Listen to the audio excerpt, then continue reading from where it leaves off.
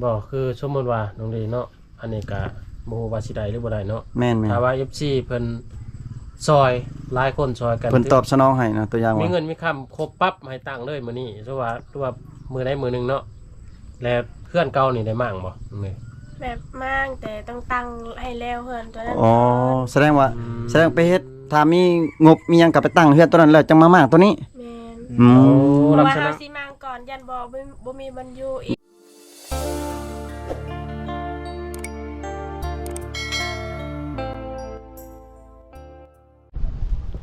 สบายดีพ่อแม่พี่น้อง FC พังลาวพังไทยพี่น้องเอ้ย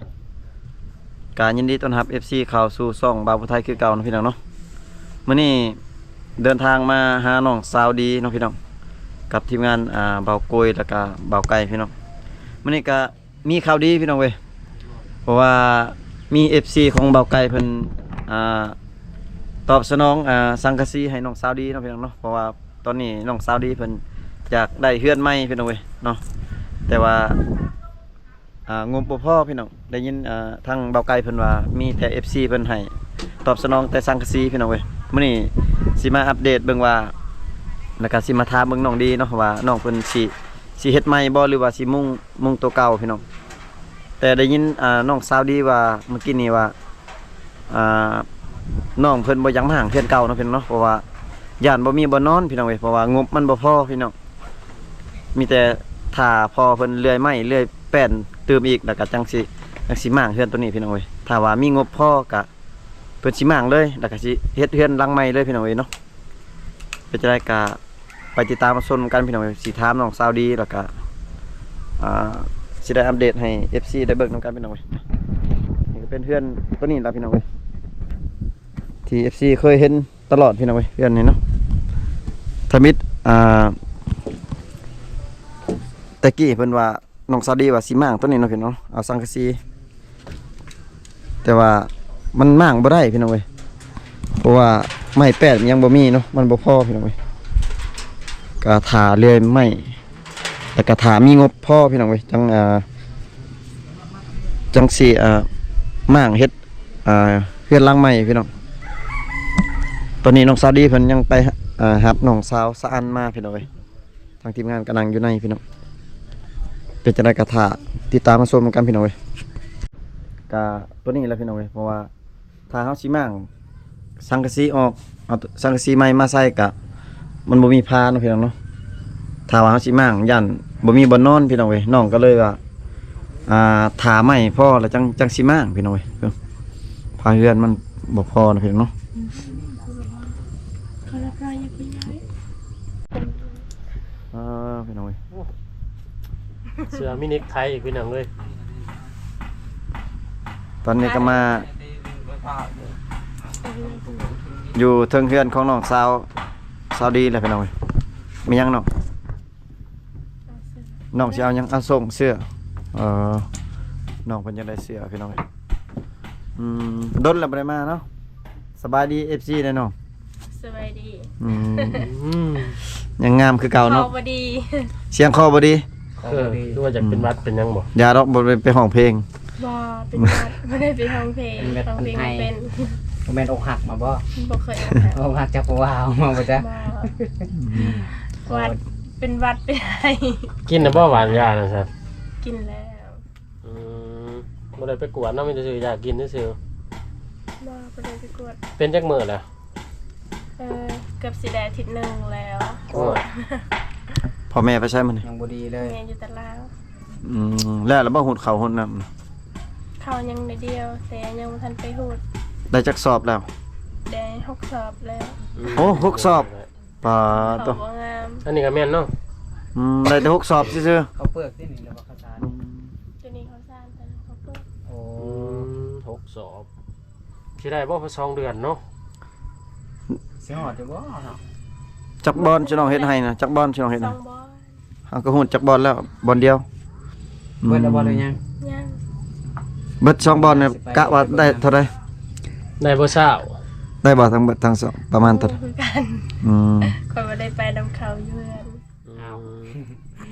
บ่สบายแน่นแต่ก็อยู่กับลูกแน่เนาะบ่มีคนเอาลูก แม่ บ่มีคนเอา ไปให้ไปสวนกะมันยากพี่น้องเอ้ย ยุงหลาย ท้ายแล้วเด้อ อกเนาะ มีแต่ผู้บ่าวหักอกน้องบ่เคยหักอกผู้บ่าวบ่มีแต่ถึกผู้บ่าวหักอกเนาะ บ่ บ่เคยมี บ่เคยมี เออ นี่อยู่ใน FC เป็นทักหาแสนหาเนาะ มีบ่ FC เด้อนี่อืม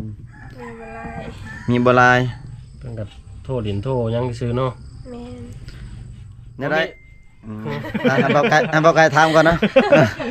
บ่มีที่คนอยากเป็นพ่อหอมพ่อหอมน่ะ บ่มี บ่มี อืมบ่มีผู้มาสมัครซ้ำ แม่น อย่ามาน้องบ่ฮับบ่จ้า มีแต่เขาเว้าเนาะแต่เขาบ่ได้มาสมั ตอ คร นหับเสมอแต่ว่าเขาบ่ได้หับ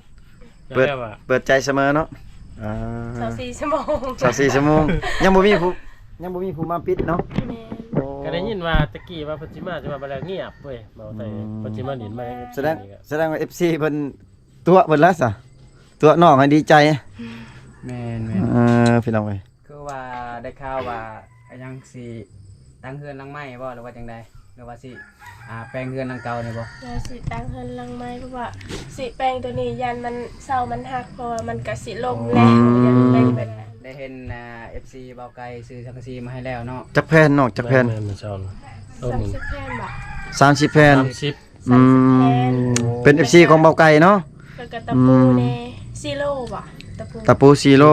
ซีโร่ สังกะสี30 ถือว่าครบนะประเภทหลังคาเราได้ แม่นแสดงว่าราคานี่ครบเนาะแต่ว่าไม้ยังบ่พอบ่น้อง ไม่ยังบ่พอ แป้นนี่สิเอาแป้นเก่าบ่แป้นนี่สิเอาประมาณแป้นเก่านี่ติ คือการบางเทื่อก็เขาไปตัดไม้น่ะแกนดาลวกัน แอมแผ่น ไม่แอบ แม่ ผ้าแอมพี่น้องยังแต่บ่มีผ้าแอมเนาะ คิดว่าได้สังกะสีแล้วแบบสิแปลง สิแปลงเฮือนเก่าบ่แม่นบ่ เนาะ บ่แม่น ตั้งเฮือนหลังใหม่เลย เฮือนตัวนี้มันก็เก่าเบิดแล้วเศร้ามันก็สิหักเบิด อ๋อ ม่านตัวนี้จังได๋มันก็ล่มอีกก็ติดบ่ อันนี้ สิมางบ่เฮือนนี่ แม่น อันนี้ทางพ่อทางแม่เพิ่นว่าก็มัดเช้าไว้อยู่แล้วจะบ่ล่มเลยเด้อก็แม่นแล้วเฮาเบิ่ง อันนี้ บ่ เขามัดสร้างเทื่อแล้วเขามัดเสา สิน้องสิอันนั้นสิเปลี่ยนเสาใหม่ไปเลยบ่น้อง แม่นสิตั้งบนไม้ ไม่ ตั้งบนใหม่ แต่ว่ามีไม้ครบหั่นน่ะ ไม่เช้าน่ะมีเบิดเลยเนาะ มี ตอนนี้นะ หมด แบ ล้ บ ว ที่มีนะมียังไม่เซานะมีแล้ว แล้วมัน หลังคาก็มีแล้ว อีกหลายอย่าง หลังคาก็มีแล้วเอา แล้วก็ไม่เส้น ก็มีแล้ว ไม่ ยั เส้ ง นเนี่ย ยังไม่เส้นเนาะยังไม่เส้นกับผ้าแอมเนาะ ไม่เส้นก็ไม่แป้น เป็นแอมหั่นล่ะ อืม ไม่แป้น อืม ที่ยังบ่ได้โอ้เนาะ ชุมน้องเฮ็ดได้บัดนี้ ไปตัดทำเอาเลยว่าซื้อเข้าโดยตรงด้วยแบบใด ต้องไปตัดเลย พอได้มีอยู่ไหมต้นไม้ใหญ่เนาะ มี แต่ว่าบ่มีเงินซื่อๆไปเฮ็ด แม่นบ่มีเงินสิไปจ้างจุกเขาเจ้าสิไปตัดหั่นนะ เอาคือว่าไปตัดเองบ่แม่นเนาะ บ่แม่นเพ ต้อ ราะ งให้ ว่า เขาเจ้าไปเลยเอา ต้อง เนาะ มีจักรแม่น แม่ต้องเรียพาไปตัดน่ะผู้ดี10 ปีก็บ่แล้วพี่น้อง ชิน้องมีอยู่ว่าจักอะ บ่มี โอ้แสดงว่า ต่ว่าถ้าว่าเฮามีเงินเฮาก็จ้างเขาเจ้าก็ตัดให้ อ๋อจ้างเอาเนาะ ได้ราคานะเขาจ้างเอาแค่นี้เขาจ้างนะ เขาไล่เป็นเม็ดหรือจักเม็ดเท่าใดน้องก็บ่ฮู้คือกันเพราะว่าบ่เคยเฮ็ดเดือนหั่นนะ ได้ยินเมื่อเช้านี่ทางพ่อเพิ่นว่าให้ฟังเนี่ยมือพามาส่งทางที่นั่นเม็ดหนึงประมาณ30-40 พัด โอ้ เข้าใจ เม็ดหนึง เท่าไหร่เป็นเม็ด แบบ บ่เป็นไร เจ้าตัดให้แล้วเขาเอาเมื่อฮอดเฮือนเลยเขาไปส่งฮอดเฮือนเลยหั่นนะแบบนั้น ดีอยู่เนาะ มีแต่เฮาถาหับถานับนํเขา แม่น อืม 30-40,000 แสดงว่าตอนนี้ยังมางบ่ได้เนาะมางบ่ได้ แม่งบ่ได้ ไม่มันบ่ครบพี่น้องเว้ยแต่ว่าราคานี่โอเคแล้ว ก็คือว่าง่ายๆก็คือแบบขาดเคินเงินอีกเนาะ แม่นแสดงว่ายังบ่พอ คือไปจ้างเขาเจ้าตัดไม้มาให้ก็ได้ทุกคนได้เนาะจริงที่เพิ่นอยากได้ก็คือผ้าแอมกับอันยังไม่ยังก็ ไม่เส้น ไม่เส้นกับผ้าแอม ยังอันเนี้ย อืม ไม่เส้นก็ไม่แป้นเนาะ สังกะสีนี่ก็คือได้แล้วพี่น้องเว้ยยังแต่ไม่เส้นนี่แหละอยู่เทิงพุ่นกับผ้าแอมพี่น้องเว้ย ลักษณะไม่เส้นนั่นก็มีแล้วแต่ว่ายังบ่มีเงินไปจ้างเขาตัด แม่นไม่ฮะมี ไม่ แล้ว น่ะมีแล้ว แต่ว่าบ่มีจ้างเขาเลื่อยเนาะอืม จะไปตัดเอง ตัดบ่เป็น เม็ดหนึง30-40 พัดนี่นะเขาเลยเป็นเม็ด เกือบเป็น100 บาท มี เนาะ แต่ถ่าย FC ท่านใดอยากช่วยหรือว่าอยากเพิ่มเติมให้เฮือนของน้องดีนี่ได้ลุกขึ้นเนาะได้มุ่งก็มีแต่ แม่น ทักหาทางทีมงานเฮาพี่น้องเว้ยก็ ต่อกันยัง สิ บ่หลาย มาประกอบกันแม่น เพราะมันมีไว้เลยพี่น้องเอ้ยยังแต่ไม่เส้นก็ไม่แป้นแอมไม่แป้นปูยังอันเนี้ย ๆคันใดไม้นี่แสดงว่าไปตั้งบนไม้เลย แม่น อืม ตั้งบนไม้เลย คืออันได้ยินคือว่าน้องว่าดินตัวนี้กับบ่แม่นดินชื่อน้องบ่ บ่แม่น อ๋อ เป็นเท่าตัวนี้เพราะว่าแบบ โอ้ เพราะว่ามีเฮือนไม้ ไปตั้งมันอื่นแล้ววันนี้มั่ง ให้เขาอยู่อีก ส่งคืนให้เขาเจ้าอีกดินตัว อ๋อ นี้ สิได้ส่งคืนเนาะ แม่น อ้าวบัดไปตั้งนี่ไปตั้งอยู่ไสอีหนองไกลบ่ ตั้งอยู่คนบ่ได้ใกล้ติดกัน ติดกับแคมทางบ่ แม่น อ๋อ อันนั้นดินไหมดินซุ่มหนองบ่ เขาเจ้า แม่นตัวนั้นดินสุข่อยเองอันนี้ดินเขาเจ้าดินไม่เท่าค่อย อ๋อ เพราะว่าลูกหลานเขาก็อยากได้คือกันหั่นนะ กันว่าหลายเนาะหลาย แม่ คน น ถ้าว่ามีเงินตังค์เลื่อนออกไปเฮิงไหนเนาะอยู่นี่เนาะ แม่นแต่บ่มีเงิน เราเบิ่งหน่อยนะพี่น้องเอ้ยถ้าว่ามีเงินเพิ่นก็สิซ่อมสิแปลงแหละเพราะว่านี่แต่น้องดีบ่ทับเกิดผลเอากันทบิดเพิ่นบ่จักนี่ แต่ได้เหมือน10ปลายปีแล้วบ่จักหรือหอน20มันกลัวอยู่บ่จัก เพราะมันซ่า เนาะ ไป ก็โดนแล้ว เพราะว่าไม่เส้นอยู่เทิงพุ่นไม่เป็นไม้กลมพี่น้องเอ้ยมันโดกหมดเลยบ่กล้าขึ้นนะพี่น้องเอ้ย มื้อที่เพิ่นมาส่งสังกะสีโอ้มื้อที่เฮามาส่งสังกะสี เขาก็ว่าอยากให้เพิ่นมางแต่เพิ่นว่าโอ้ยมางบ่ได้ว่ามัน โดกเนาะ อันนี้หมดแล้ว แม่ ไม่โดกหมดเลยพี่น้องเอ้ยอยู่เทิง แต่ได้ยินว่าถ้ามั่งตัวนี้นะ นั่งยัดนั่งยัด ถ้าหากว่าบุมีเงินจ้างเขาเจ้าไปตัดไม้กับยันบุมีเงินอยู่อีกเนาะเพราะว่าทาง FC เบาไกลก็มีแต่คนเดียวอ่ะที่ช่วยน้องดี ผู้เดียวเนาะ อ้ายเพิ่นเดินทางประเทศเพิ่นซอยสังกะสี ก็เลยถ้าผู้เดียวนี่มันอาจจะบ่พอหลายสิ่งหลายอย่างดอกทุกคนเนาะอยากให้ FC หลายคนอาจสนับสนุนเพิ่นเล็กคนละน้อยก็ยังดีเด้อทุกคนเลยเนาะ ซอยกันพี่ ช่ น้ ว อย งเอ้ กั ย นพี่น้องให้สวัสดีเพิ่นได้มีเฮือนซานอยู่เพราะว่าเฮือนซานเพิ่นก็ตามที่อาทายให้เบิ่งนี่แหละเอาพี่น้องเอ้ย หลังนี่เพิ่นอยู่กับเฉพาะอยู่กับลูกของน้องเนาะ แม่น ครับ ก็น้องชายอีก น้องชายเนาะ แล้ว ครั ก็ บ จุสะอันอีกมา อ๋อ ตอนนี้ จูสาวสานจูผู้สาวโสดเนาะ แม่น พี่น้องเอ้ยคันว่าไปเฮ็ดหลังไม้นี่ก็คือว่าอยู่นํกันรวดไว้เลยเนาะโอ้ จะพูดว่าถ้าหากแบบให้จ้างให้เขาเจ้าไปตัดไม้แล้วก็แบบตั้งเฮือนให้แบบมันสำเร็จเลยนะประมาณเท่าใดเอ้าเคยมีคนเฮ็ดเฮือนอยู่บ่หรือว่า เคยแต่บ่ ป ได้ ระมาณ ถามเขาคือสิลายเนาะเพ หลาย ราะว่าแบบคอยบ่เคยเฮ็ดเฮือนเนี่ยนะก็บ่ได้ฮู้ อื นำ ม เขา อืม แต่ไม้ก็พอได้มีอยู่เนาะไม้เสาไม้หยังก็พอได้มีอยู่ อืม ขาดแต่เงินที่ว่าจ้างเขาไปตัดไม้เดี๋ยว แม นี้ นแมน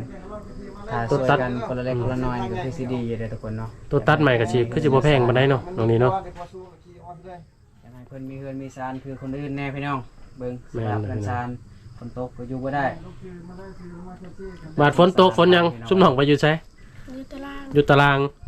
ไปหลีอยู่ป่าอยู่หยังเพิ่นได้เนาะ แม่น ฝนตกแห้งๆนี่ก็พ่นสระมาทางฟ้าแอมนี่ก็เรียบร้อยพี่น้องเปียกคือเก่าเนาะ คือแม่เพิ่นว่ามื้อนั้นบ่ก สี เอ้ย ก็เป็นหัวอันนั้นเป็นหูอยู่ คันว่าใช้สังกะสีใหม่เวลาฝนตกก็ยังได้ลงตารางคือเก่ามันล่ม แม่ เด้ ตารางคือเก่าเพราะว่าเสามัน เบิ่งข้างล่าง ก็ เอา สิ พี่น้อง หั เนาะ กเบิดแล้วนะ เช้าก็ได้มัดไปแล้วบอกตรงนี้ว่าเนาะ ฮะเสาก็มัดเอา ขอ มัดช่องเถื่อแล้วบ่จัก สองเทื่อแล้ว โอ้พี่น้องพี่น้อง อืม เบิ่งสภาพเฮือนพี่น้อง เป็นเพื่อนเก่าเพื่อนหมู่นพี่น้องเอ้ย หรือว่าแบบถ้าตั้งขึ้นมาแล้วซื้อไม้อัดให้ยังมาแอมก็ได้เนาะแต่ว่ามันสิบ่ทนบันไดเลย บ่ทนบ่ถือฝนบ่ได้ มันสิบ่ทนบันไดถือฝนแล้วมันก็สิเปื่อยไวเลยทุกคนเนาะดีสุดแม่นไม้แป้นนั่นแหละ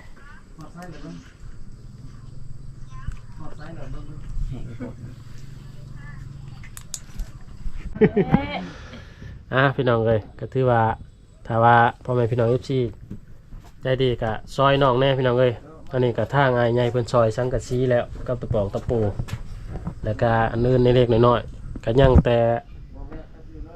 เงินที่ว่าจ้างคนตัดไม้กับคันนี้ว่าค่าช้างเล็กๆน้อยๆเนี่ยแต่ว่าเรื่องตัวนั้นยังบ่ได้ฮู้เนาะน้องดีเนาะว่าเท่าไรเนาะเขาตัดไม้น่ะเนาะ แม่นเพราะว่าน้องก็ยังบ่เคยแบบบ่เคยเฮ็ดเฮือนน่ะนะ อืม บ่ได้ไปทางพระเจ้าว่ามันงบทั้งหมดมันหมดเท่าไหร่อะนะ โอ้ แต่ช่วงนี้เนาะแบบมันขึ้นราคาคือย่างแรกเขาขายมันก็ แม่น แพ แม่ ง น เขาอยากหมากแพงพี่น้องเอ้ยตามยุคตามสมัยมันแหล้วโอ้ก็เพราะว่าเฮามาส่งสังกะสีกะพอเพิ่นไปแล้วถามเขาแต่เขาบ่อยู่พี่น้องเอ้ยก็เลยส่งสังกะสีให้เพิ่นเก็บไว้ก่อนก็คุยหรือว่าร่วมกับอ้ายเพิ่นนั่นแหละว่า น้องยังบ่ได้มุ้งมีแต่ท่าเฮ็ดเป็นโครงหลังคาใหม่แล้วก็จังสิมุ้งพี่น้องเอ้ยบ่คือสมมุติว่าน้องดีเนาะอันนี้ก็บ่ฮู้ว่าสิได้หรือบ่ได้เนาะ แม่น ถ้าว่า FC เพิ่น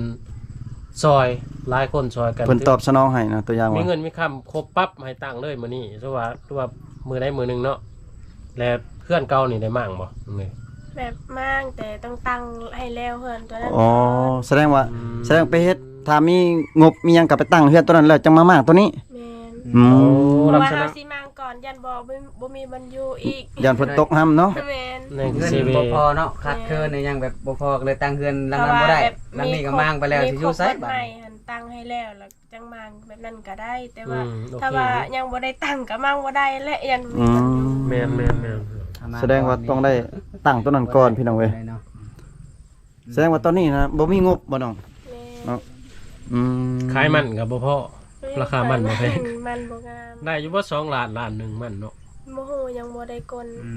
ตอนนี้ก็คือได้แต่สังกะสีเนาะ แม่น คือ สังกะสีกับตะปูทุกคนเลยตะปูก็พอได้ตอกแต่ สังกะสีแหละตอกเทิงๆนั่นแหละส่วนตอกแถวผ้าแอมมันยังก็บ่ค่อยได้มียังบ่มีดอกเนาะ ก็คือเห็นน่ะเนาะพระแอมก็ยังอยากลุอยากนั้นอยู่พี่น้องเว้ย เป็นไม้พุ่งไม้พางมันก็บ่ทน แม่ สองปีนี่ก็อยู่บ่ได้แล้วนี่ อันนี้ก็ยังว่ามันได้มัด อัน ไว้ นี้ ส ก็ อง อยู่ เทื่ บ่ อ ได้ แล้ว คือเก่าแหละทุกคน ก็มีแต่ฝากถึงผู้ใหญ่ใจดีเนาะที่อยากช่วย อยากประกอบส่วนและ FC หลายๆคนมา คนละ อ่า เล็ก ประกอบกัน ละน้อยเนาะ แม่นผู้ละ1,000 2,000 3,000ก็ได้พี่น้องเว้ยพอได้ให้น้องดีได้อยู่เฮือนใหม่พี่น้อง คิดว่าตัวตัดใหม่นี่ก็จักสิถือเท่าใดเนาะฟังใจเนาะ ได้บ่มัน บ่ฮู้ว่า ไปซื้อนี่ได้บ่ บ่ 3-4,000 ฮู้ว่าเฮายังบ่ฮู้ว่าไม่นะยัง กลัว ที่ยังบ่พอ รับหมื่นเนาะ ไม่หลายเนาะ ระดับหมื่น หลาย ขึ้น สำ ไป ใดก็ยังบ่ฮู้เลยทุกคนเลยเนาะ แต่มันต้องให้เข้าเรือไอ้ก่อนแม่นบ่ แม่ ถ้าจะฮู้ว่ามันขาดเรือจำได้รวดจังได๋ บ่ไม้แป้นที่เพิ่นมีไม้แป้นไม้เซานี่ ไม้เก่านี่ก็ได้อยู่นี่ไม้ปูนี่ได้อยู่ ไม้ปูนี่เอาตัวเก่านี่ก็ได้ ไป อื นำ ม นะ ตัวได้บ่พอแล้วเอาตัวเก่า มีแต่จะได้ตัวแอมนั่นแหละน้องเนาะหลักๆเนาะถ้าว่าเฮาได้ตัวแอมแล้วเฮาก็มางเอาตัวเก่านี่ไปปูเลย ตัวแอมก็ไม่เส้น อืม ได้ยินพอมาจะเฮ็ดซ้ำเก่านี่ได้5x7 อ๋อก็ดีแล้วเอาแป้นเก่าเลยมาใส่เอาแป้นเก่าเลย เพิ่นก็สิเฮ็ดตามที่เพิ่นแบบเพิ่นมีหั่นแหละถ้ามีหลายเพิ่นก็จะเฮ็ดเรือนหลังใหญ่อยู่ดอกเนาะแต่ว่าบ่มีเพิ่นเฮ็ดเรือนหลังน้อยเอา อยากได้อยู่ที่เฮือนน่ะเฮือนใหม่น่ะ อยากได้ โอ้โหเนาะ รั ได้ ด สิอยากได้เนาะ บัดพัวเด้ซะบ่อยากได้ อยากได้เบิด เอออยากได้เบ่เนาะ ลักษณะในเฮือนผู้ที่ในเฮือนใหม่แล้วก็ได้พัวอีกโอ้ บ่ แห่ น้องดี ได้สองเด็กเลยพี่น้อง ตัวอย่างว่ามี FC เพิ่นผู้ใดผู้หนึ่งเนาะตัวอย่างว่าเพิ่นอยากช่วยแล้วเพิ่นว่าโอ้ยมัดจำเลยว่าซั่นเป็นค่าสินสอดค่าดองนี่เอาอยู่บ่ เพิ่นสิตั้งเฮือนให้ ตั้งเฮือนให้เลยสมมุติว่า ให้เลยนะ ได้อยู่บ่ เอาแหละถ้าว่าให้ไปเบิ่งตัวจริงก่อน โอ้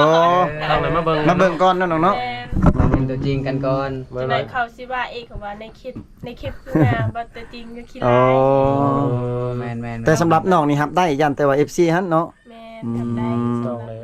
มาเบิ่งกันก่อนเนาะ แม่ บ่แม่นล่มในโทรศัพท์อย่างเดียวพี่น้อง แต่ว่าช่วยนี่ช่วยได้พี่น้ บ่ องเว้ ต้ ย องปกไป ไผบ่ต้องปลูก คอยนี่แหละบ่ต้องปก น้องก็งามอยู่เด้อพี่น้องเว้ยตัวจริงก็งามพี่น้องนิสัยก็ดีอีกยิ้มหวานพี่น้อง อารมณ์ดีนะ แม่น แถมมียาดีอีกเพราะว่า ถ้าว่าบ่มีแห้งก็มีแต่มาถามน้องได้พี่น้องเว้ย มียาดีให้เพิ่มพลังอีกเนาะ ก็ถือว่าประมาณนั้นเนาะเมาได้เนาะ แม่น คือว่ายังขาดงบส่วนใดส่วนหนึ่งก็บ่หลายดอกพี่น้องเอ้ยที่ว่าไปจ้างเขาตัดใหม่นะใหม่เพิ่นมีแล้วเลยว่าจ้างค่าน้ำมันเขาค่าแรงงานเขา แม่น เขาจะตัดเขาไล่แมตหนึงอยู่แม่น 3เท่าไหร่ 30,000หรือ 30 40,000นี่แหละพี่น้องเอ้ย แม่น ก็ถืออยู่แมตละ50บาทหรือ60บาทเนาะก็ แม่ แม่นบ่ นแม่นแม่น ขาดแต่ส่วนนั้นพี่น้องเพราะว่าสังกะสีกายใหญ่เพิ่นทาง ทางใด ประเทศเพิ่นซอยแล้ว ประเทศยัง อ ที่ เมริกาทางอเมริ โอ้ กาแล้วก็ทีมงานเพิ่นแล้วซอยแล้วเป็นจำนวนอยู่30แผ่น ที่ขาดน่ะมันขาดหลายสิ่งหลายอย่าง แต่ว่าที่เฮาไล่มานี่ที่เฮาเว้ามานี่ก็คือแบบโดยเฉพาะจ้างเขาเจ้าไปตัดไม้เรื่องตั้งเฮือนน่ะจ้างสร้างเฮ็ดเฮือนอีกต่างหาก เออ อันนั้น เทื่อก็ เฮายังบ่ได้เว้าได้ทุ เพิ่ ก น ค ก็ นเล สิ ยเนาะ ซอยกันได้อยู่ตัวนั้น แม่ บ่ น ตัวอย่างว่าเพิ่นตอบสนองค่าอุปกรณ์เรียบร้อยนี่สร้างนี่อันชื่อน้องเฮ็ดเองได้บ่หรือว่าจ้างสร้างเนาะ ถึงจะให้เขาเฮ็ดให้ จ้างเขาเจ้า จ้างคือเก่า โอ้ เนาะ จ้างคือเก่าใช่ แบ มั้ย บซอยกันนะ แบบจ้างแบบเบาๆเนาะอ๋อจ้างแบบ ลัก เบา ษณะถ้าว่าตัวจริงประมาณ5ล้าน10ล้าน10ล้านนี่ก็จ้างประมาณ7ล้านหรือ6ล้านจังซี่นะแบบ แล้ แล้ว ว ก็เฮาเฮ็ดนํเขาอีกเนาะ จับซอยเขา จับซอยเขาอีกทุกคนเลยเนาะยังบ่รวมค่าสร้างค่าตั้งเฮือนในยังหลายสิ่งหลายอย่างดอกทุกคนเนาะแต่ว่าที่เฮาเว้ามากี้นี่แม่นสิเป็นค่าไปตัดไม้จ้างเขาเจ้าไปตัดไม้เนาะ ๆถ้าว่าอันสมมุติว่าได้เฮือนหลังใหม่นี่พ่อแม่ก็ต้องไปอยู่นํกันบ่เนาะ แม่ โอ้ไปอยู่นํกันเบิด อยู่เฮือนหลังนี้จ้ะแต่พ่อแม่อยู่เฮือนหลังนั้นก็ได้ ย่านอยู่ผู้เดียว ยากเนาะ เอาสาวสะอาดสะอาดอย่างเด้อ ยัน ญาติผู้เว้า เพราะว่ามีผัวใครแน่อยู่กับผัว2คนก็ได้ มันบ่มีดินเนาะเพราะว่า มีอยู่ดินแต่ว่าตัวนี้แมันเป็นดินเขาเจ้าอะนะต้องได้มั่างพี่น้องเอ้ย จะได้ว่าบุกหลังนั้นแล้วต้องมังหลังเก่าเนาะคิดว่าป้าเป็นเพื่อนสาวโสดซั่นดอก คือบ่เฮ็ดเป็นเฮือนซาโสดอยู่นี่ บ่ฮู้คือกัน บางทีบ่มางก็มีแล้วนี่ เบิ่งตามตัวจริงเนาะ เป็นเฮือนซาโซดก็ได้ แต่ว่าคันใหม่บ่พอส่วนนั้นส่วนนึงมันก็จำเป็นได้เอาในนี่นะ เสานี่อยู่เฮือนแล้วบ่เสาตัวที่น้องวันน่ะเสาเฮือนน่ะอยู่ตารางเฮือนนี่บ่ อยู่ตลาด อ๋อสังกะสีได้ซะไว้ใช้สังกะสีใหม่ฮะ ไว้ดีๆเด้ ไว้อยู่เฮือน แรง เฮือนแม่เฒ่า ไปแล้วได้เยบ ระวัง อย นะอย่างคนหลักเนาะโจรแห่งหลายซุมื้อนี้ คือบ่ขึ้นมาไว้อยู่เฮือนพี่ บ่บ่ไว้อยู่ จนเขาลักไปนะเรียบร้อยเสียดายสังกะสี ตอนนี้ก็ได้แต่สังกะสีพี่น้องเอ้ยแล้วก็เสายังแต่ไม่เส้นกับผ้าแอมมันล่ะพี่น้องเอ้ย แม่นๆนะเอาไว้ FC เพิ่นใจดีเนาะ แม่นๆ ซอยดอก อยากช่วยเติมหยั ใกล้ ง เกินฟันดอกคือเพิ่นว่าดอก แม่น มันก็บ่ได้แม่นขาดลายมันเป็นเฮานับหนึ่งใหม่เนาะ ก็มีบางเห็นอยู่เพิ่นถามอยากซื้อสังสองสีแต่ว่า อืม เพิ่นอันเพิ่นผู้เดียวก็เพิ่นบ่อยังรับนะพี่น้อง ไหว เอ้ย คือกันเนาะ บ่ไหวมันแพง เนาะ แต่ว่า FC หลายคนต้องช่วยกันคนละเล็กคน แม่ ละน้อยเนาะคนที่บ่มีก็ช่วยกดไลค์กดแชร์ให้กันยังดีทุกคนเลยเนาะ ฉะนั้นมื้อนี้ทีมงานจึงมาถ่ายมาทำน้องพี่น้องเพื่อว่า FC ของเบาโกยหรือว่าเบาผู้ไทยเบาไก่สิมีแบบเพิ่มเติมก็ยินดีนํพี่น้องเว้ยเนาะ แม่น จะมาเป็นสะพานบุญให้ ประกอบส่วนซอยกันเนาะ แม่น แบบคือเฮาเฮ็ดน้ำวัดน้ำว่าแน่นอนว่าไทยเนาะ แม่น บ่ได้กัน เพ เนาะ ราะว่าทำบุญนำกันเนาะเฮ็ดบุญนำกัน แม่น อืม น้องได้ก็ซ้ำทีมงานเฮาได้เนาะ แม่ คือว่าเฮือนซ่านกับซอยๆกันไปพี่น้องเว้ย ตะกี้เฮาบ่มาทายกันเนาะว่าบ่มีข้าวกินมาเฮามาทายกันยังพอได้มีข้าวกินอยู่เนาะตรงนี้เนาะ แม่น มี เจ้า FC ก็ เพิ่นมี FC เพิ่นช่วยเหลือเล็กๆน้อยๆพี่น้องเอ้ยก็ดีใจนํน้องพี่น้อง คอยสบายในเด้อมื้อนี้นะ บ่ค่อย น้องเป็นไอบ่ไอเลิฟ ไอ้เฮ้ย เป็นไอเลิฟบ่แม่น คิดว่าอกหักจากผู้บ่าวสนอกแล้วก็ให้หรือเป็นไข้พัดเป็นไอ ๆบ่ค่อย น้องคือบ่ไปกวดซะ ไปกวดในเด้อ บ่คือบ่ไปกวดอยู่ สี ห้องหม เป็น อ ห่วงเด้ เป็นจังได๋บ่มีงบไปอีกบ่ แม่น ได้แต่งบซื้อยา เงินบ่พอการซื้อแต่ยา อืม มี โอ้ยมัน6-7 มื้อเลยเนาะ แม่น ไปกวดก็ดีเด้เป็นจังได๋ยามขึ้นไข้บ่หรือว่าตั้งเจ็บคอซื่อๆว่าหมอ เจ็บคอแล้วเจ็บหัวได้ อืม เจ็บผัวจะได้ผัว แม่เจ็บหัวล่ะ เป็นจังได๋ ก็คืออยากถามอีกตัวหนึงว่าคือว่าอันคือน้องตอนนี้เนี่ยยังโสดแม่นบ่มีแต่ FC เพิ่นโทรลม แม่ แบบผู้บ่าวแบบลมเป็นแฟนนี่บ่มีบ่น้อง บ่มี อืม ดีบ่ แสดงว่ายังโสดอันนั้นเนาะ ถ้าหากว่าใครที่อยากแบบคบกันแบบเป็นแฟนในยังนี่ก็ต้องได้มาหากันตัวจริง นี่แหละมาหากันก่อนแหละคันว่า ให้เห็นตัวจริง ถึกใจกะล่มต่อพี่น้องเอ้ยจังแบบสบายทั้ง FC สบายทั้งน้องนี่แน่นะ แม่น เพราะว่าเฮาเห็นหน้าเห็นตากันนี่ก็ถือว่าไปกันได้ก็โอเคได้ล่มต่อ ว่านะเพิ่นนะครับ ได้เสมอยันแต่ FC เห็นเพิ่นตัวจริงแล้วรับบ่ได้ แม่นเพราะว่าคอยคิดไล่ กันกีฬาช่ำนี้บ่มีคนงามนะพี่น้องเอ้ย พี่น้องสภาพเนาะพาแอนนี่ล่ะพี่น้องที่มันยังขาดเนาะพี่น้องเนาะคือเสาก็น้องก็มีแล้วพี่น้องเว้ยนี่เนาะเสานี่ครบแล้วพี่น้องแล้วก็ไม้เสร็จได้น้อยเดียวพี่น้องเว้ยก็คือไม้เส้นกับแป้นนี่พี่น้องเนาะ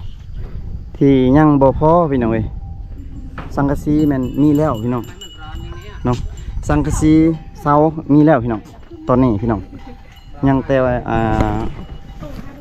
ผ้าแอมพี่น้องเว้ยเนาะเพราะว่าแป้นปูแม่นเพิ่นสิเอาแป้นเก่าเลยพี่น้อง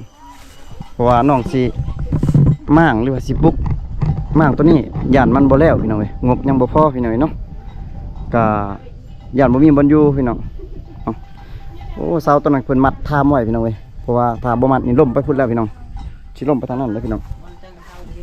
ดินก็เป็นดินของแม่เฒ่าเพิ่นเนาะพี่น้องเนาะบ่แม่นดินน้องถ้าว่ามีงบเพิ่นสิไปตั้งอยู่อยู่แคมทางพุ่นล่ะพี่น้องเนาะแล้วก็สิม่างตัวนี้พี่น้องแต่ว่าตอนนี้คันว่าสิม่างก็คือมันบ่มีวันอยู่พี่น้องเว้ยเพราะว่าตอนนี้ทางทีมงานยังมาหาแบบว่า FC หรือว่าผู้ใหญ่เนาะที่มาช่วยซัพพอร์ตกันพี่น้องถ้าว่ามีก็ทีมงานก็สิมาเฮ็ดจนมาแล้วพุ่นล่ะพี่น้องเนาะขอบอกขอบใจ FC ที่เข้ามาติดตามรับชมพี่น้องเว้ยเนาะพี่น้องเว้ยตัวพี่น้องเว้ยเนาะ ก็คือ FC ได้ฟังได้ส้มอยู่ในคลิปแล้วเนาะพี่น้องเนาะก็คือน้องตอนนี้ก็ยังขาดพี่น้องขาดงบที่จะเฮ็ดเฮือนใหม่ตอนนี้ก็มีแต่ FC ของเบาไก่เพิ่นตอบสนองให้สังกะสี30แผ่นเนาะพี่น้องเนาะแล้วก็ตะปูพี่น้องก็คือน้องเพิ่นอยากได้แป้นตัวแอมนี่ล่ะพี่น้องเอ้ยเนาะตอนนี้อันแป้นตัวเก่าปูแป้นปูนี่ก็เอาตัวเก่าก็ได้พี่น้องเอ้ยเนาะก็ฝากถึง FC ผู้ใหญ่ใจดีนั่นแหละผู้ที่อยากช่วยเนาะพี่น้องเนาะทักหาทางทีมงานเฮาเนาะก็ทางทีมงานสิมาเป็นสะพานบุญให้พี่น้องแล้วก็จนเฮ็ดจนมันสำเร็จเฮือนหลังใหม่ของน้องเนาะพี่น้องขอบอกขอบใจ FC ที่เข้ามาติดตามมาชมเนาะพี่น้องเนาะหวังว่า FC หรือว่าผู้ใหญ่ใจดีเห็นคลิปนี้ก็ที่อยากช่วยก็ถือว่าทีมงานเฮาสิมาอัปเดตเฮือนหลังใหม่น้องอีกเทื่อนึงพี่น้องเว้ยคลิปนี้ก็สิขอปิดไว้เพียงเท่านี้ก่อนพี่น้องอยู่ดีมีแฮงเบิดสุขสุขคนพี่น้องบ๊ายบายนี่น้อง บ๊ายบาย